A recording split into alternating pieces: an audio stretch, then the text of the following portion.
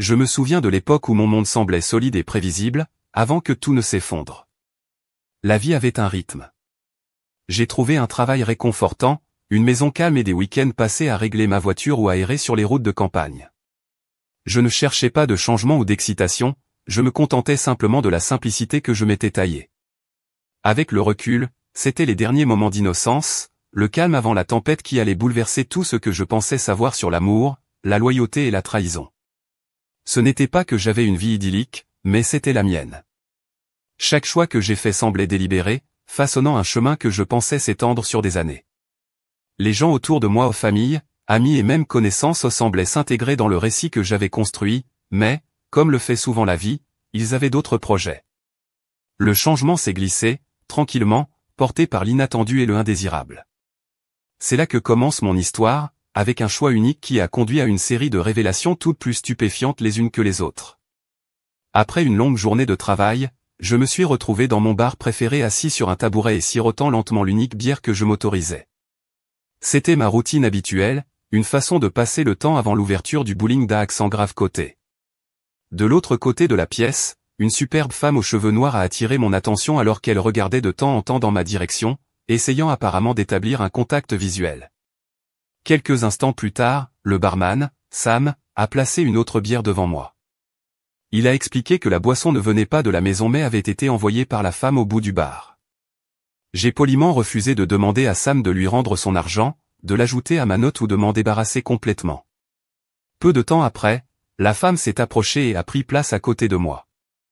Elle avait des traits saisissants, un joli visage et des yeux brillants et expressifs. Même si je ne voulais pas paraître impoli, je lui ai fait savoir que sa présence à côté de moi n'était pas tout à fait la bienvenue. Elle semblait cependant imperturbable et me fit remarquer mon refus de boire. Ce n'était pas une question de ne pas l'aimer, pensais-je, mais plutôt un désir de garder ma vie simple et sans complexité. Je n'étais pas d'humeur à m'embrouiller, même si je savais qu'elle trouverait probablement quelqu'un d'autre au bar plus approprié ou quelqu'un de plus jeune, de plus riche ou de plus beau. Ce qui m'a pris au dépourvu, c'est son insistance sur le fait qu'elle s'intéressait à moi, pas à n'importe qui sceptique. J'ai décidé d'exposer mes hypothèses à son sujet.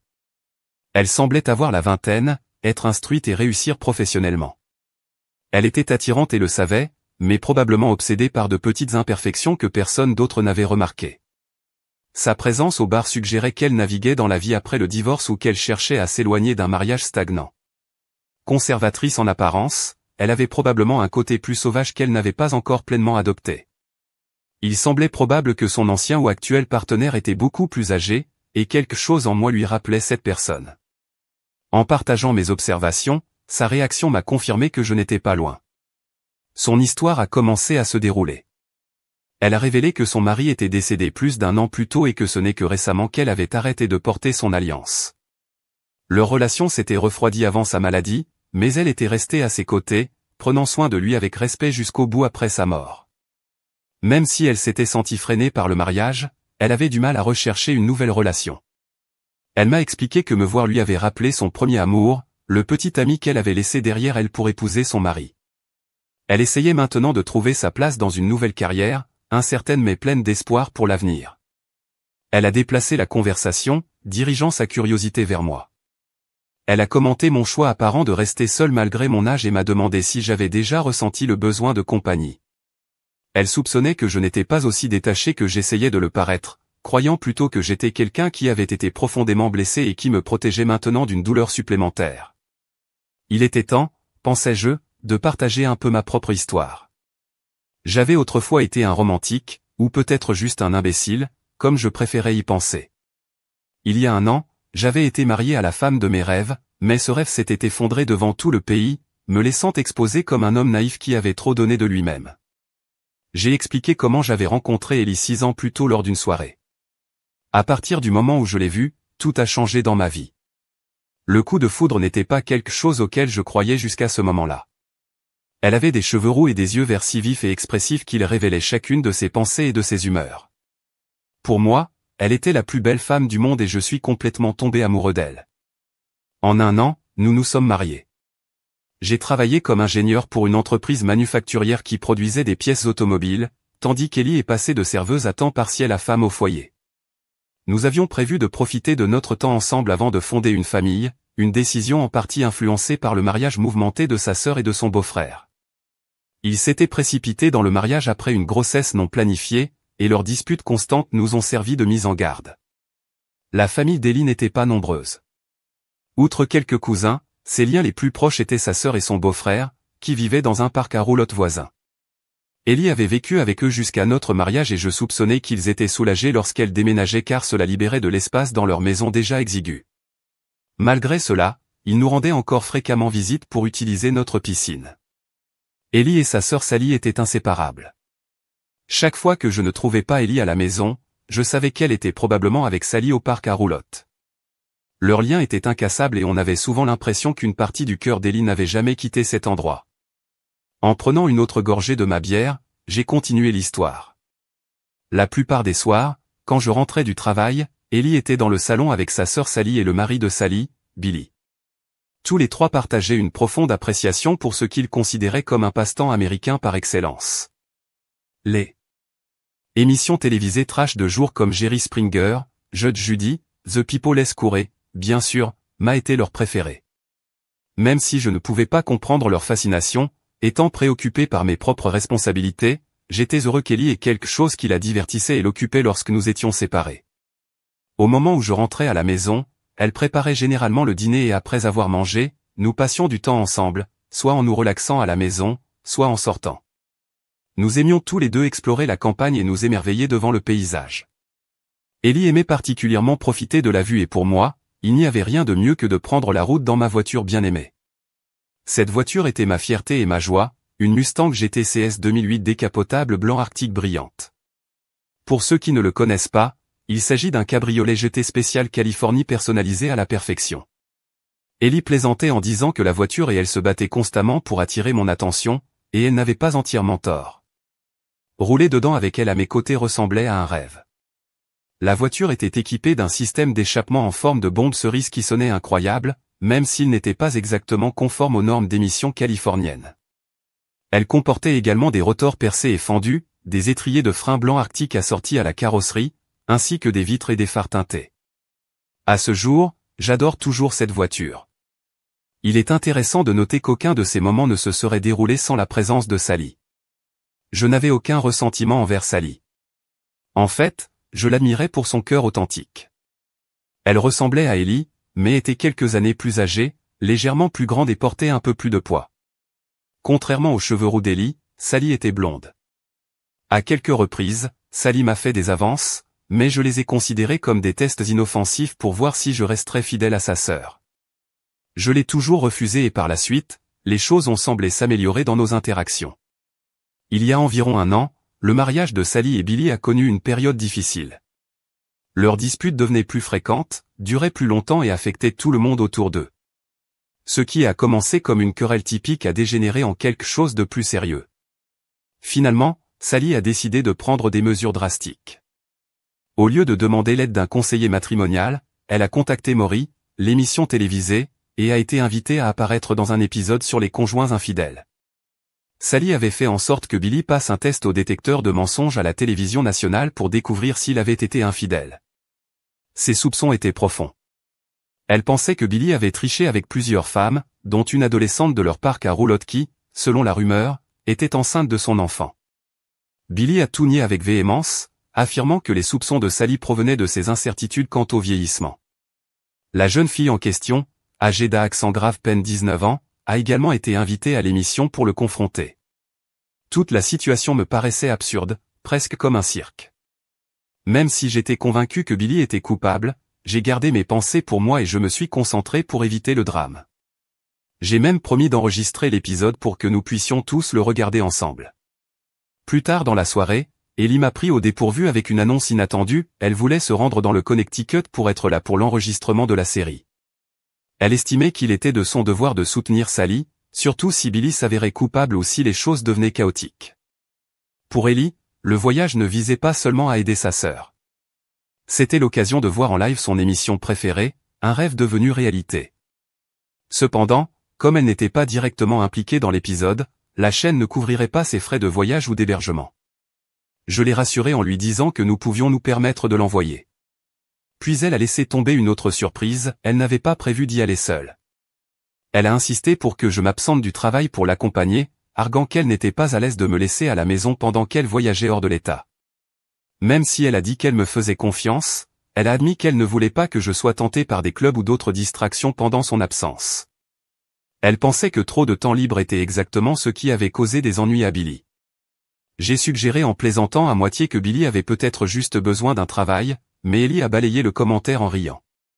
Elle m'a rappelé qu'au cours de nos 5 années de mariage, nous avions toujours pris le temps de nous amuser, à moins que l'un de nous ne soit malade ou blessé. Elle n'avait pas l'intention de changer cela. Maintenant, quelques jours plus tard, nous avons tous pris un vol pour Stanford, Connecticut, pour l'enregistrement de l'émission. À l'aéroport, un assistant de production nous a accueillis et nous a accompagnés jusqu'à notre hôtel. Pendant que l'équipe de production partait préparer le tournage du lendemain, Ellie et moi nous sommes installés dans notre chambre. Ellie s'est effondrée sur le lit, essayant clairement d'attirer mon attention pendant que je déballais mes bagages. Son regard s'attardait sur moi, son expression espiègle. Mais avant que le moment n'ait pu évoluer, Sally a fait irruption dans la pièce à l'improviste. Ellie, visiblement ennuyée, a demandé pourquoi Sally n'était pas au studio. Sally a expliqué que les producteurs se concentraient sur Billy, puisqu'il devait passer un test au détecteur de mensonges. On lui avait seulement demandé de répondre à quelques questions et de filmer un court extrait sur ses soupçons. L'équipe de production, ajouta-t-elle avec amertume, semblait plus intéressée par la femme avec laquelle Billy était accusé de tricher que par elle. Se tournant vers Ellie, Sally posa la question qui pesait lourdement entre eux, Ellie pensait-elle que Billy trichait vraiment? Ellie n'a pas répondu directement, mais m'a serré la main, son silence trahissant ses véritables pensées. Il semblait clair qu'elle pensait que les soupçons de Sally étaient justifiés. Ellie a rassuré sa sœur, lui rappelant que, quoi qu'il arrive, elle n'y ferait pas face seule. Elle a offert son soutien, promettant que si Sally et ses enfants avaient besoin d'un logement, notre maison leur serait toujours ouverte. Sally m'a regardé, puis de nouveau vers Ellie, remarquant à quel point Ellie avait de la chance d'avoir un mari en qui elle pouvait avoir confiance. Elle doutait que je trahisse un jour Ellie de la même manière que Billy l'avait probablement trahi. Puis, baissant la voix, Sally avoua un secret. Ellie la coupa d'un regard complice, reconnaissant que Sally avait déjà essayé de confirmer la fidélité de Billy à sa manière. Malgré ses craintes, l'amour de Sally pour Billy était évident et elle a admis qu'elle pourrait éventuellement lui pardonner s'il était prêt à changer. Ils devraient arrêter de tricher, trouver un travail et donner à leurs enfants une vie meilleure que leur existence à l'étroit dans la caravane. Mais elle a aussi avoué qu'elle n'était pas sûre de pouvoir vivre sans lui. Les années passées ensemble avaient créé un lien difficile à rompre, même face à la trahison. Après que Sally ait quitté la pièce, Ellie s'est penchée vers moi, murmurant à quel point elle était reconnaissante pour notre relation. Elle m'a doucement rappelé son amour et a plaisanté sur la façon dont nous étions différents de Sally et Billy. Le contraste entre leur relation volatile et notre connexion stable était frappant. Le lendemain matin, nous nous sommes tous réunis pour le petit déjeuner avant de nous diriger vers le studio. Sally avait clairement fait des efforts dans son apparence. Ses cheveux et son maquillage étaient impeccables et elle était plus belle que je ne l'avais jamais vue. Billy, en revanche, semblait épuisé et inquiet. Ses yeux étaient fixés sur Sally avec un mélange de culpabilité et de peur, comme s'il redoutait sincèrement de la perdre. La femme au centre du scandale, une jeune de 19 ans de leur parc à caravane, n'était pas avec eux. Aucun de nous ne s'attendait à ce qu'elle se présente, étant donné les circonstances. Une limousine est arrivée pour nous emmener au studio. Sally, Billy et l'adolescent sont partis dans une voiture, tandis qu'Ellie et moi sommes montés dans une autre. L'installation de production s'est avérée être un grand espace semblable à un entrepôt avec les décors du spectacle positionnés au centre. Autour de la scène principale se trouvaient des vestiaires, des zones de projection, des salles de conférence et des cabines de contrôle. L'espace bourdonnait d'activité alors que les membres de l'équipage portant des casques se précipitaient pour régler les caméras, l'éclairage et l'équipement sonore. Les techniciens surveillaient les angles de caméra et les niveaux audio depuis une cabine d'enregistrement à l'arrière, tandis que les producteurs et le personnel de sécurité entraient et sortaient, gérant le chaos contrôlé. En regardant l'émission à la télévision, on avait l'impression que le tournage ne prenait que quelques minutes, mais la réalité était bien différente. J'avais supposé que nous entrerions et sortirions du studio d'ici 1 heure ou 2, mais nous avons passé 3 heures à attendre avant même qu'il ne commence à filmer le segment de Sally. L'histoire de Sally était la deuxième des 3 enregistrées ce jour-là. Le premier segment mettait en vedette une mère adolescente qui accusait le mari de sa voisine, un pasteur protestant, d'être le père de son enfant. Le prédicateur a nié cette affirmation, insistant sur le fait que sa foi et son rôle d'homme de Dieu l'empêchaient de commettre un tel péché. Sa femme se tenait fermement à ses côtés, attaquant le caractère de la jeune fille et l'accusant d'être indigne de confiance et immorale. Au fur et à mesure que le segment se déroulait, les mensonges du ministre se sont révélés. Il a échoué au test du détecteur de mensonges et les résultats ADN ont confirmé qu'il était en fait le père du bébé. Le chaos a éclaté sur scène alors que l'épouse du pasteur, furieuse et humiliée, tournait sa colère contre son mari et la jeune femme. La sécurité a dû intervenir pour interrompre le combat. Le moment le plus frappant est survenu juste avant la révélation, alors que le prédicateur, visiblement nerveux, semblait prier silencieusement pour une intervention divine afin de modifier les résultats de l'ADN. Sa tentative de tenir la main de sa femme a été rejetée froidement, le laissant visiblement secoué. Le révérend Pritchard savait que son monde s'effondrerait s'il était confirmé que l'enfant était le sien. Son mariage et sa carrière prendraient fin brusquement. Sa femme le regardait avec des yeux perçants, alternant son regard entre lui et la jeune fille. Pendant ce temps, la jeune fille était assise nonchalamment sur sa chaise, apparemment imperturbable. C'était comme si elle acceptait l'immoralité de ses actes mais se sentait à l'aise. Connaître la vérité validerait bientôt ses affirmations, car sa confirmation de paternité signifiait un fondement juridique pour exiger une pension alimentaire pour enfants, lui offrant ainsi un peu de répit dans sa vie autrement difficile. Sous les lumières éblouissantes du studio, un silence d'attente remplissait la pièce. Alors que j'abordais la paternité d'Amber-Marie, dis-moi, avec un drame calculé, il s'est étiré le moment avant de rendre le verdict, le révérend Pritchard a finalement annoncé « Vous êtes le père ». Le pasteur en disgrâce bondit de son siège et s'enfuit dans les coulisses, poursuivi par les cris furieux de sa femme en faveur du divorce. Sur scène, la jeune maman se lève d'un bond et se lance dans une danse triomphale si provocante qu'elle pourrait rivaliser avec n'importe quel artiste professionnel. Le public a éclaté de joie, emporté par le chaos, et même moi, je me suis retrouvé à rire de l'absurdité de tout cela. Ellie m'a donné un coup de coude brusque dans les côtes, me rappelant à sa manière ludique qu'elle pouvait facilement surpasser les mouvements de célébration de la jeune femme si elle le voulait. Alors que l'agitation s'apaisait, Sally monta sur scène et s'assit en face de moi. Elle a commencé à raconter sa relation de 7 ans avec Billy, au cours de laquelle ils ont eu 5 enfants ensemble. Elle a parlé ouvertement de leurs difficultés, décrivant la vie dans une caravane exiguë et le chômage chronique de Billy, tout en soulignant son amour inébranlable pour lui. La foule a applaudi son dévouement, célébrant sa résilience à rester aux côtés de son homme contre vent et marée. Sally a ensuite expliqué comment les choses avaient empiré. Des rumeurs sur l'infidélité de Billy avaient commencé à circuler, avec des rumeurs selon lesquelles il l'avait non seulement trompée, mais qu'il aurait pu mettre enceinte une autre femme du parc à roulotte. Le public a gémi de désapprobation, même si personne n'a semblé entièrement choqué par la révélation. L'écran du studio a ensuite affiché l'interview préenregistrée de Billy. Dans les images, il a déclaré sa loyauté envers Sally et a exprimé sa consternation face à sa méfiance. Il a affirmé que Sally et leurs enfants étaient son monde et a insisté sur le fait que passer un test au détecteur de mensonges signalerait un manque de confiance en lui, le poussant à envisager de mettre fin à leur mariage. La foule a répondu avec de l'alcool fort, bien que l'expression de Sally se soit adoucie, révélant ses sentiments contradictoires. Elle aimait clairement Billy et voulait croire en lui, mais elle voulait aussi le tenir responsable. Le divorce, cependant, n'a jamais vraiment été dans son esprit. Elle voulait seulement s'assurer qu'il savait qu'elle n'était pas naïve. Au fur et à mesure que le segment se déroulait, Marilyn, la prétendue maîtresse, a fait son entrée dans un cœur d'alcool du public. Elle n'a pas perdu de temps pour détailler ses rencontres avec Billy, affirmant qu'il avait eu des relations avec plusieurs femmes du parc à roulotte. Elle a admis qu'elle ne l'aimait pas, mais a insisté pour qu'il trouve un emploi et commence à fournir une pension alimentaire pour son enfant. Selon elle, Billy lui avait promis que lui et Sally allaient divorcer. Marilyn a affirmé qu'elle était sûre à 2000% que Billy était le père de son bébé, une affirmation qui m'a laissé perplexe, étant donné qu'une certitude à 100% devrait suffire dans la plupart des situations. Sa déclaration a fait pleurer Sally, incitant Maury à la consoler, tandis qu'Ellie se précipitait sur scène pour réconforter sa sœur. Finalement, Billy est apparu, marchant sur le plateau avec une réticence visible.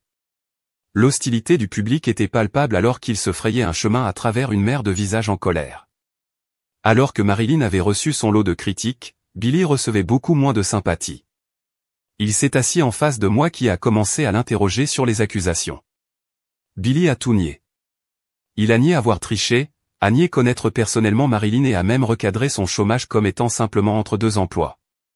À un moment donné, il a qualifié Marilyn d'Internet gratuit, un commentaire qui a déclenché une nouvelle vague d'indignation. Marilyn sauta de son siège, tentant de l'attaquer, tandis que Sally intervenait inexplicablement pour défendre Billy. Le chaos a éclaté lorsqu'Ellie a rejoint le fray pour protéger sa sœur, et la sécurité a dû intervenir pour séparer tout le monde.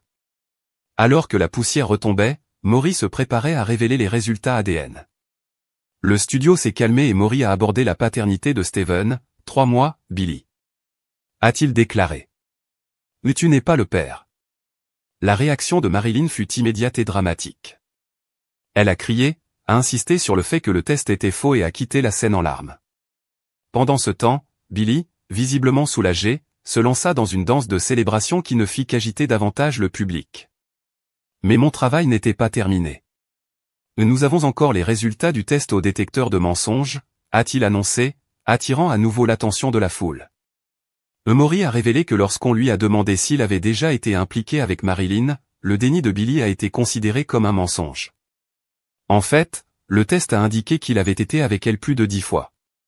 Billy a essayé d'argumenter, mais Maury a continué en révélant que Billy avait également menti sur d'autres infidélités impliquant plus de 5 femmes et au moins 50 incidents distincts.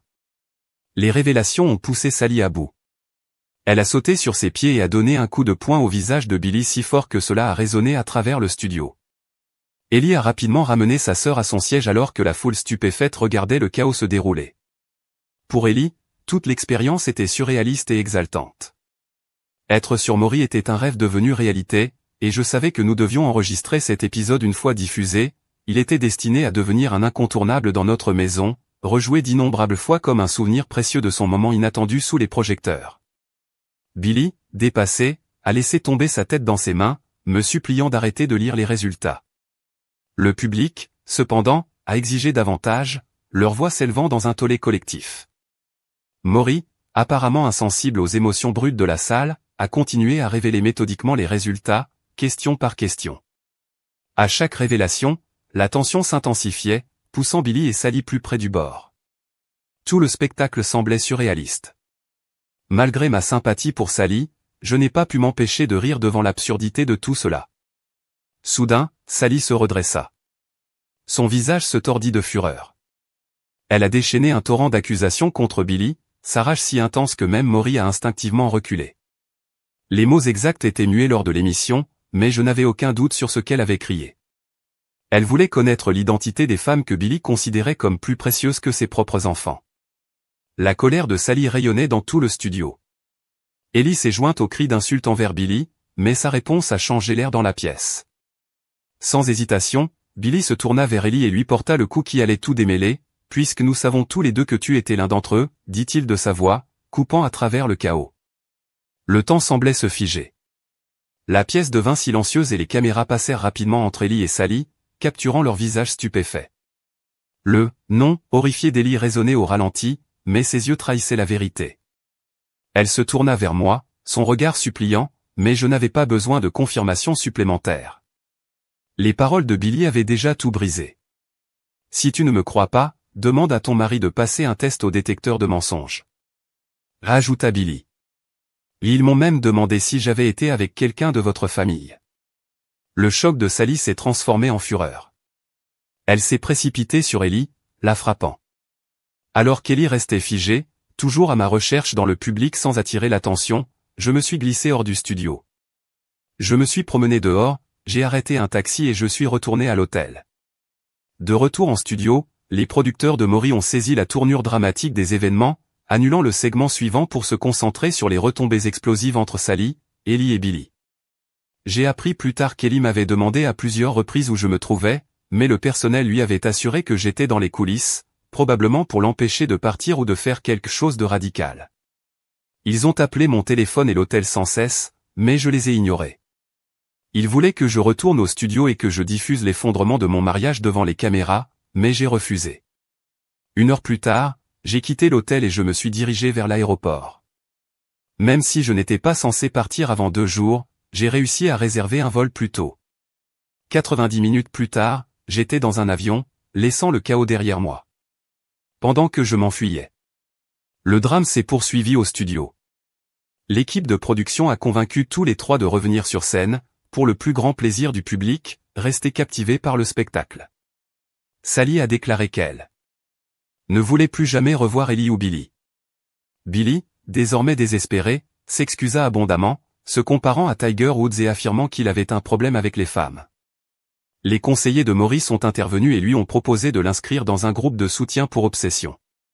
Incroyablement, ils ont persuadé Ellie d'envisager de se réconcilier avec Billy pour le bien de ses enfants. Sally, elle aussi, a finalement été persuadée de pardonner à Ellie. Je n'apprendrai rien de tout cela avant une semaine plus tard, date à laquelle je ne m'en souciais plus.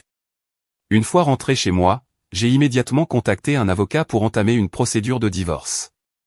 C'était l'une des décisions les plus difficiles que j'ai jamais prises, et j'ai versé plus de larmes que je ne veux l'admettre. Mais c'était nécessaire. Heureusement, nous vivions dans un état sans faute, il n'était donc pas nécessaire de prouver l'infidélité. Pourtant, j'ai gardé l'épisode comme preuve, un témoignage humiliant mais définitif de sa trahison. Désireux d'une résolution rapide, j'ai accepté un partage égal à 50/50 de nos actifs. Ellie garderait la maison pendant que je conserverais mes futurs revenus à la retraite. Le plan semblait simple, jusqu'à ce que le moment soit venu de lui remettre les papiers. J'ai fait en sorte que les documents soient livrés à l'aéroport. Poussé par la même curiosité morbide qui oblige les gens à observer les accidents de voiture à distance, mon avocat et moi avons vu Ellie, après avoir reçu les papiers, les déchirer en lambeaux dans un accès de rage et tenter d'attaquer le serveur du processus. La sécurité a dû intervenir pour la maîtriser. Mon avocat s'est tourné vers moi en secouant la tête. Elle est dérangée, marmonna-t-il, suggérant qu'une ordonnance de non-communication pourrait être de mise. Je lui ai assuré que ce n'était pas nécessaire. J'avais temporairement emménagé dans un hôtel et je cherchais activement une nouvelle maison dans une autre région. Il m'a prévenu que ma voiture distinctive, une Mustang d'un blanc arctique éclatant, pourrait faire de moi une cible facile, mais je n'avais pas l'intention de m'en séparer. Au cours des semaines suivantes, j'ai trouvé une nouvelle maison modeste, dépourvue des souvenirs qui hantaient l'ancienne. Au moment où je suis retourné au travail, je pensais que j'étais prêt à aller de l'avant, mais dès mon premier jour de retour, Ellie m'attendait sur le parking.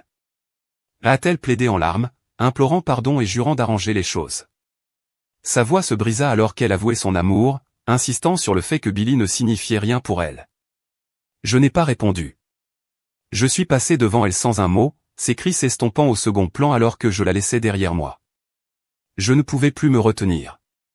Me retournant, j'ai crié, ma frustration débordante, ne dis pas des choses que tu ne penses pas. Ellie, Billy doit compter beaucoup pour toi, parce que tu as clairement montré qu'il valait plus que moi.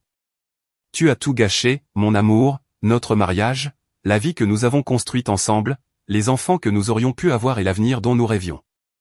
S'il est si important pour vous, pourquoi ne retournez-vous pas vers lui et ne profitez-vous pas de ce qu'il vous reste? Ne reviens plus ici. Je ne veux pas te voir. Si tu as quelque chose à dire, dis-le à mon avocat. Elle m'a regardé avec les yeux remplis de larmes, sa voix tremblait. Ted. Sally a pardonné à Billy. Tu l'as entendu toi-même dans la chambre d'hôtel quand tu pensais que je dormais. Elle t'a dit qu'elle et Billy ne s'aiment pas comme nous. Il l'a trompée tant de fois avec tant de femmes, et pourtant elle lui a quand même pardonné. Ne peux-tu pas me pardonner juste cette fois? Je te promets que cela n'arrivera plus jamais. Je te supplierai. Toi, si c'est ce qu'il faut, tu ne peux pas gâcher 5 ans de bonheur à cause de ça, j'ai dit d'une voix froide, mets-toi à genoux sans hésitation. Elle s'est agenouillée devant moi, les larmes coulant sur son visage alors que les gens autour de nous me regardaient. Et s'il te plaît, Ted, reprends-moi, ne divorce pas, je t'aime, j'ai supplié non, en m'éloignant du bâtiment ce soir-là, je suis resté tard au travail pour essayer de me vider l'esprit. Dirigé vers le parking, j'ai repéré une vieille camionnette garée à côté de ma Mustang alors que je m'approchais, j'ai réalisé que Sally était assise à l'intérieur. Elle a baissé sa vitre et m'a appelé, Ted, je sais à quel point elle t'a blessé. Sally a commencé, croyez-moi, personne ne comprend mieux que moi. Billy me l'a fait plus de fois que je ne peux compter, et c'est la dernière fois que je le laisse passer. Mes enfants méritent mieux qu'un père qui triche et dort dans le quartier. Ce n'est pas le genre d'amour que tu as pour Ellie. Ce n'est pas aussi profond ou pur, mais c'est quand même quelque chose, et l'amour, même sous ses formes imparfaites, est rare. Billy n'est pas le meilleur homme, même pas proche, mais il est à moi, et quand je pense à toutes les personnes seules qui donneraient n'importe quoi pour quelqu'un, même quelqu'un comme lui, cela m'aide à lui pardonner. Les gens font des erreurs, Ted, nous avons tous des défauts et quand tu aimes quelqu'un, aime-le vraiment. Vous devez abandonner leurs imperfections. Parfois, il y a moins d'un mois, tu aurais fait n'importe quoi pour ma sœur. Je ne peux pas croire que tu aies déjà oublié ça. Elle fit une pause puis ajouta, tu as tellement investi dans ce mariage. Es-tu vraiment prêt à tout jeter? Ce qui est arrivé, pour le meilleur ou pour le pire, jusqu'à ce que la mort nous sépare. Je serai bref, mais il y a 3 choses auxquelles je veux que vous réfléchissiez. D'abord, Ellie t'aime. Elle sait qu'elle a fait une erreur et qu'elle ferait tout pour y remédier. Tu es son monde, Ted. Deuxièmement, elle n'avait pas de vraie liaison. C'est de Billy dont nous parlons. Ce n'était pas de l'amour. Il ne s'agissait pas de vous remplacer. C'était juste une erreur de jugement stupide et dénuée de sens. Enfin, que cela vous intéresse ou non, parlez-lui au moins. Laissez-la s'excuser. Je pense que cela vous ferait du bien à tous les deux. Sally m'a fait un rapide câlin avant de partir. Cette nuit-là, j'ai tout repensé dans ma tête, les bons moments, le bonheur qu'Ellie et moi avions partagé avant sa trahison. J'ai réalisé que je ne savais même pas pourquoi elle avait fait ce qu'elle avait fait. Si je n'allais pas lui donner une autre chance, cela n'avait pas d'importance, mais s'il y avait le moindre espoir de sauver notre mariage, j'avais besoin de réponses. Le lendemain matin, j'ai appelé Sally. Billy a répondu au téléphone et j'ai immédiatement raccroché. Quelques instants plus tard, mon téléphone a rappelé. Ted, tu m'appelais, demanda Ellie, sa voix brillante d'espoir. Eh bien, j'ai commencé, mais elle m'a interrompu. Tout ce qu'il faudra pour réparer ça, je le ferai, a-t-elle lâché. Je sais que j'ai fait une erreur, mais je ne recommencerai plus jamais. Donne-moi juste une autre chance. Je ne t'appelais pas, dis-je sans détour. Je voulais parler à Sally. Oh, son ton a changé. La déception était lourde dans sa voix. Ted, je suis désolé, tu me manques tellement. Tu ne sais pas à quel point je me sens vide sans toi. Je suis sûr que Billy vous aidera à combler ce vide. J'ai rétorqué froidement, écoute, je ne t'ai pas appelé. Où est Sally? Elle n'est pas là. Ellie a répondu, elle est à l'école en train de parler à l'un des professeurs de ses enfants. Et quand tu dis ma maison, tu veux dire notre maison. Je ne me sens plus chez moi depuis que tu es parti. Pourquoi as-tu besoin de parler à Sally? Je voulais lui poser des questions sur quelque chose qu'elle a dit hier soir. J'ai admis, mais ça n'a plus d'importance. Si tu étais vraiment désolé pour ce que tu as fait, tu ne serais pas seul avec Billy en ce moment. Il n'y a aucun espoir pour nous, Ellie. Signez simplement les papiers du divorce et passons à autre chose. Sa forte inspiration fut suivie d'un clic lorsque la ligne se déconnecta. Une seconde plus tard, je l'ai entendu crier et pleurer par téléphone. J'ai raccroché, je n'ai pas besoin d'écouter plus loin. Environ 1 heure plus tard, Sally a appelé, sa voix serrée, avec colère. Elle m'a accusé d'avoir aggravé les choses pour Ellie, disant que sa sœur était encore plus désemparée après mon appel et avait besoin d'aide juste pour dormir. J'ai expliqué que je n'avais voulu bouleverser personne. Mon intention avait été de parler à Sally, mais quand Billy a répondu, j'ai raccroché. Ellie a rappelé, bien que je n'étais pas prêt à lui parler, notre brève conversation m'a laissé me demander s'il y avait encore une chance pour nous de soulager la tension. J'ai suggéré de rencontrer Sally pour le déjeuner. Elle a accepté à contre-cœur et nous avons décidé de nous rencontrer au centre commercial. À son arrivée, sa beauté naturelle était évidente. Le maquillage doux a amélioré ses traits, ses cheveux blonds étaient élégamment coiffés et ses taches de rousseur ont culminé à travers un fond léger. Malgré cela, ses vêtements décontractés se sentaient maltraités avec son apparence polie. Je l'ai emmenée dans un magasin de robes où elle a essayé plusieurs tenues. Une robe grise avec des motifs floraux et noirs était parfait, accentuant sa silhouette tout en dissimulant gracieusement les effets d'avoir 5 enfants. J'ai amené Sally dans un steakhouse voisin, qui se trouvait être le favori d'Ellie. Alors que nous étions assis, j'ai remarqué que des gens admiraient Sally, bien qu'elle ne semble pas au courant de l'attention que j'étais heureuse de lui donner une brève échappatoire aux charges qu'elle portait quotidiennement. Au cours du déjeuner, je lui ai demandé comment elle avait réussi à pardonner à la fois Billy et Ellie et aller de l'avant. Sally a ouvert ses émotions en conflit. Elle aimait profondément sa sœur mais a été consommée par la colère de la trahison. Ses sentiments envers Billy étaient encore plus compliqués. Elle ne pouvait pas supporter de le revoir, et si Ellie et Ellie ont sauvé leur relation, elle a juré qu'ils ne feraient plus partie de leur vie. Sally a admis que leur pardonner avait été loin d'être facile. Alors qu'elle aimait Ellie, elle a lutté avec le ressentiment, incapable de lâcher complètement la douleur. Elle a avoué qu'elle ne comprenait pas pourquoi Ellie avait fait ce qu'elle avait fait ou s'il y avait eu d'autres. Sa voix s'adoucit alors qu'elle se demandait comment j'avais réussi à faire face au comportement de Billy et à avancer. Pendant qu'elle parlait, le poids de sa douleur est devenu évident. Des larmes scintillaient dans ses yeux, reflétant la mienne, bien que nous semblions tous les deux à ne pas le remarquer. Sally a révélé qu'elle n'était pas aussi forte que je le pensais. Chaque fois que Billy trichait, cela lui faisait profondément mal. Même avant l'épisode Maury, elle avait déjà décidé de le reprendre, que l'autre femme soit enceinte. Mais apprendre qu'Ellie avait été impliquée l'a brisée d'une manière qu'elle n'avait pas prévue. Elle a partagé plus sur leur passé, expliquant comment leur mère était décédée lorsqu'ils étaient jeunes. Ellie avait 7 ans et Sally avait 9 ans. Leur père était infidèle depuis des années et Sally se souvenait fréquemment de sa mère où il était, seulement pour entendre qu'il était avec une autre femme après la mort de leur mère. Les deux sœurs se sont essentiellement élevées, apprenant des leçons difficiles sur la vie et les relations. Sally a admis qu'elle était comme sa mère à certains égards. Malgré les défauts de Billy, elle a continué à espérer qu'il grandirait et changerait, même si elle n'était pas sûre que l'espoir était réaliste. Son léger sourire ne masquait pas tout à fait la tristesse dans ses yeux et le silence entre nous est devenu lourd de douleurs partagées et de questions tacites. Pendant un moment, nous nous sommes simplement assis là, deux personnes aux prises avec la trahison et en essayant de donner un sens aux vies que nous avions construites autour de l'espoir fragile. Sally a insisté sur le fait que Billy n'était pas un homme mauvais ou violent. Il ne l'avait jamais blessé ni les enfants physiquement, même en colère. Mais son incapacité à rester fidèle était une source constante de douleur. Malgré ses défauts, elle a eu du mal à le lâcher. Elle a vu son sourire reflété dans ses enfants et sa présence était liée à l'identité de sa famille. Elle avait promis de l'aimer dans les bons et les mauvais moments, et elle se sentait obligée d'honorer ce vœu, peu importe à quel point la difficulté. Ses sentiments envers Ellie étaient beaucoup plus en conflit. Elle a admis qu'il y avait des moments tous les jours où elle voulait s'en prendre à sa sœur, se demandant comment Ellie pouvait la trahir comme ça. Sally n'aurait pas fait la même chose à Ellie, même lors de ses tentatives ludiques pour tester la loyauté de Ted. Elle savait que l'amour de Ted pour Ellie était profond et cet amour était ce qui rendait ses douleurs si écrasantes. Sally croyait que le temps finirait par apporter la clarté.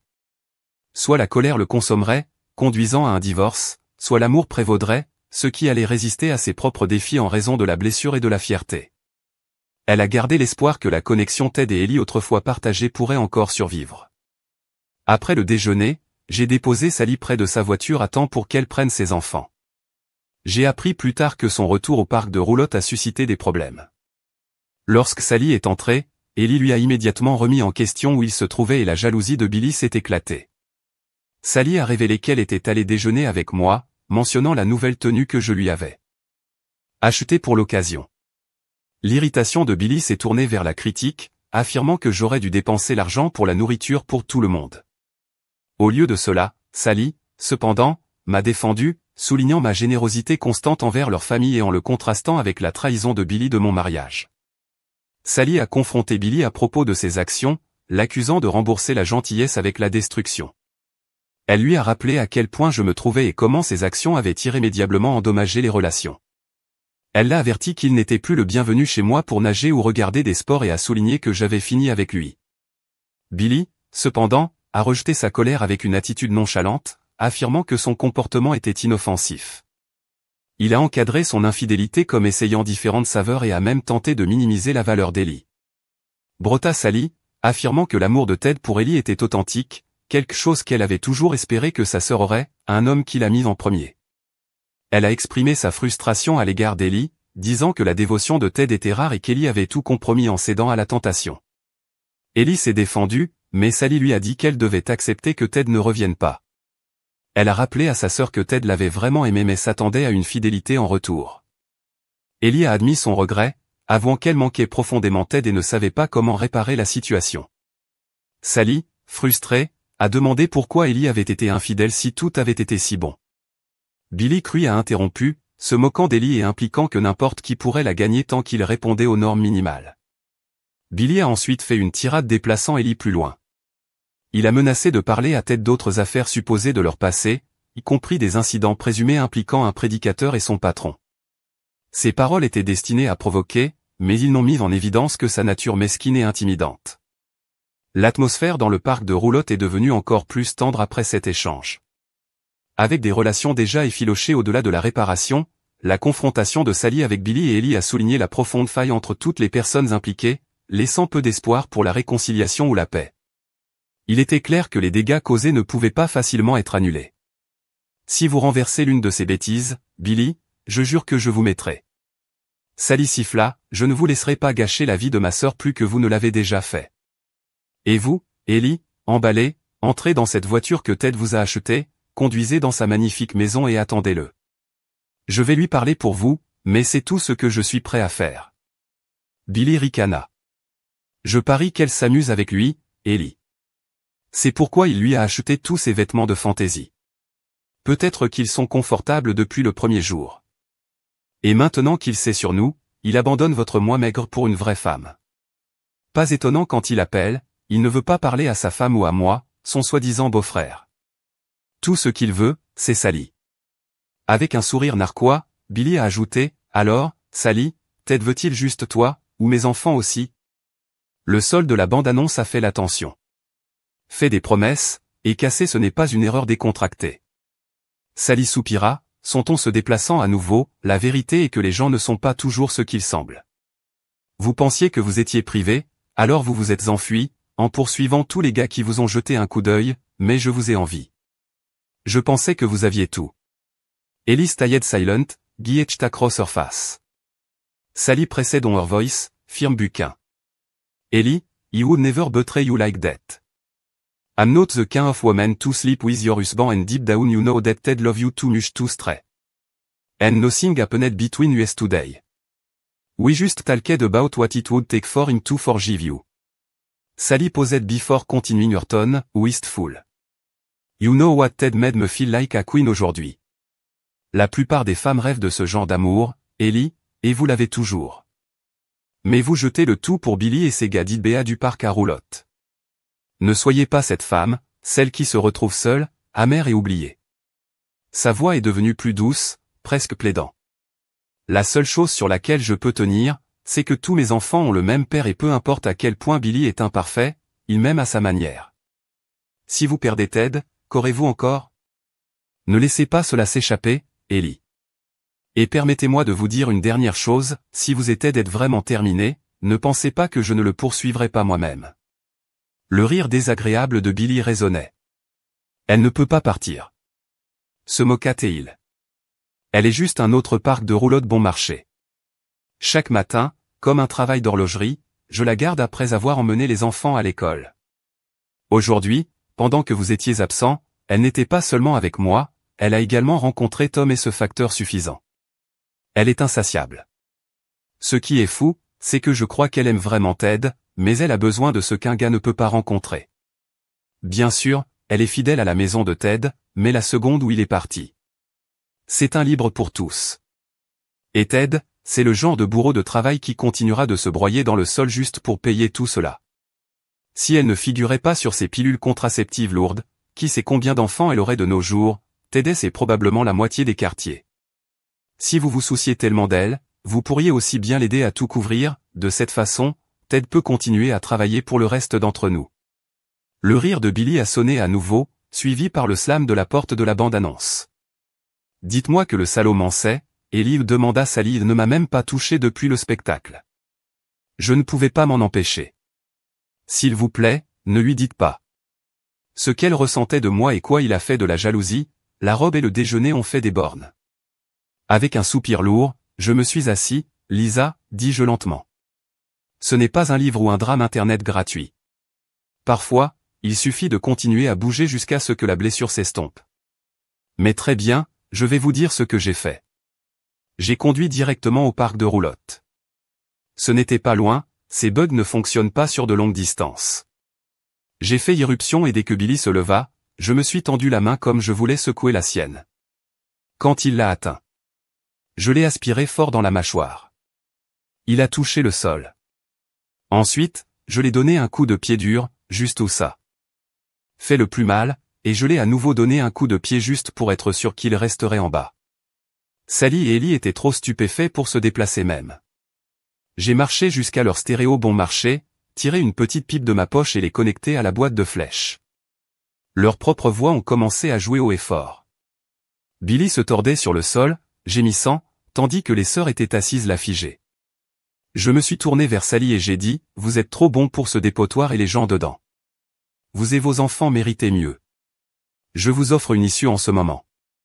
Viens avec moi et nous ne regarderons jamais en arrière. » Sally secoua la tête silencieusement, son visage illisible. Ellie, cependant, a crié de désespoir en me tournant pour partir. Et moi, Ted? Je vous aime. Je vais changer. S'il vous plaît, ne me quittez pas, ne me divorcez pas, nous pouvons résoudre ce problème. Je ne laisserai plus jamais personne se remettre entre nous, pas même ma sœur. Je me suis arrêté et je l'ai regardé, ma voix lourde de tristesse. Ellie, le pire, c'est que je t'aime toujours, malgré tout ce que je viens d'entendre sur cette bande. Mais je te déteste aussi pour la façon dont tu m'as trahi. Sally avait raison, vous ne savez pas ce que vous avez jusqu'à ce qu'il soit parti.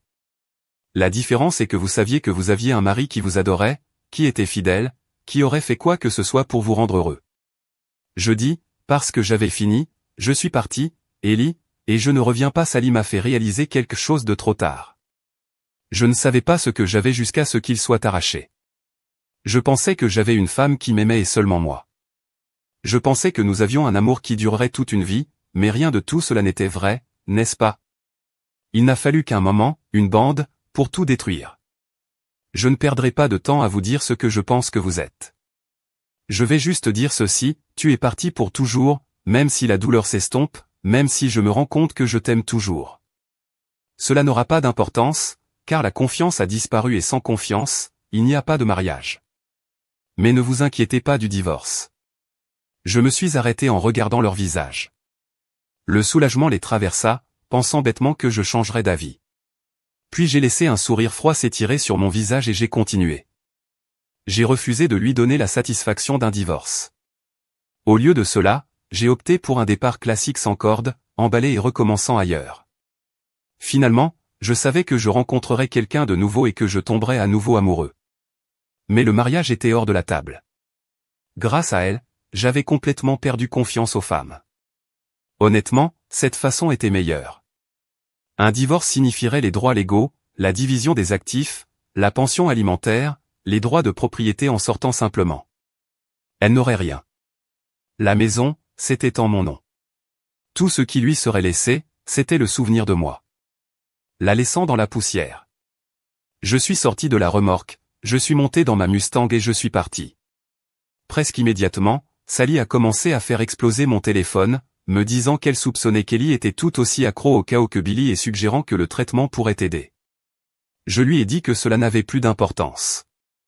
Je n'avais aucun intérêt pour une femme qui avait besoin de leçons sur le respect du mariage ou la maintenance de ses affaires dans les jours qui ont suivi, Ellie ne me laisserait pas tranquille. Elle m'a harcelé au travail, m'a suivi chez moi et a ignoré toutes les tentatives de création de limites, même une ordonnance d'interdiction. Une scène humiliante l'a impliquée à me serrer la jambe alors que la police tentait de la traîner. C'était la paille finale.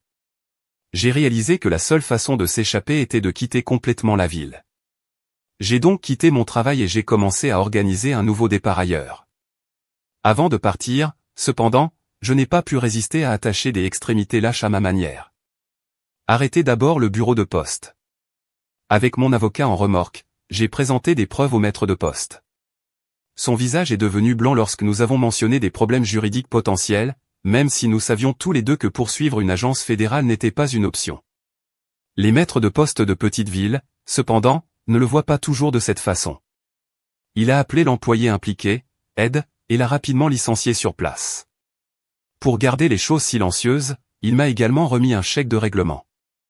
Ce n'était pas une fortune, mais c'était suffisant pour me donner une longueur d'avance. J'ai accepté.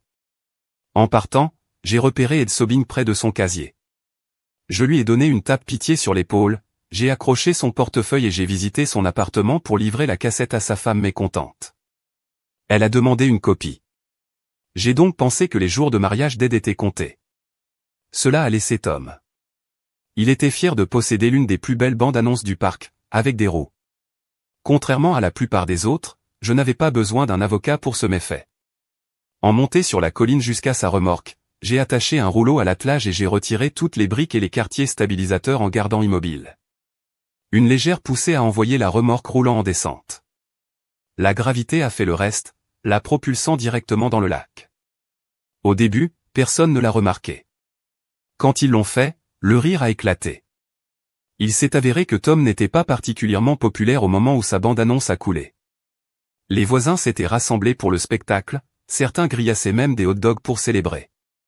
Tom est arrivé à bout de souffle, maudissait et menaçant quiconque avec un fil à portée de main. Quelqu'un a essayé de le consoler, plaisantant sur l'assurance, mais Tom n'en avait pas. Je l'ai pris de côté, offrant un coup de poing rapide à son instinct. C'est pour Ellie, dis-je, le laissant doubler avec ma vengeance complète. Rien ne m'a plus attaché à cet endroit. J'ai vendu tout ce que je pouvais, les maisons, les biens et tout ce qui est de valeur. Ce que je ne pouvais pas vendre, j'ai détruit, y compris les affaires d'Ellie. Avant de partir, j'ai donné à Sally une somme modeste pour les urgences et une adresse email anonyme pour rester en contact. Je n'ai jamais regardé en arrière. En déménageant de ville en ville, j'ai gardé un profil bas, garantissant qu'Ellie ne pouvait pas me retrouver avec la richesse de liquider mes actifs et mes compétences en ingénierie. Trouver du travail n'a jamais été un problème. J'ai lancé mes fonds de retraite dans un IRA autodirigé et j'ai gardé mes finances stables.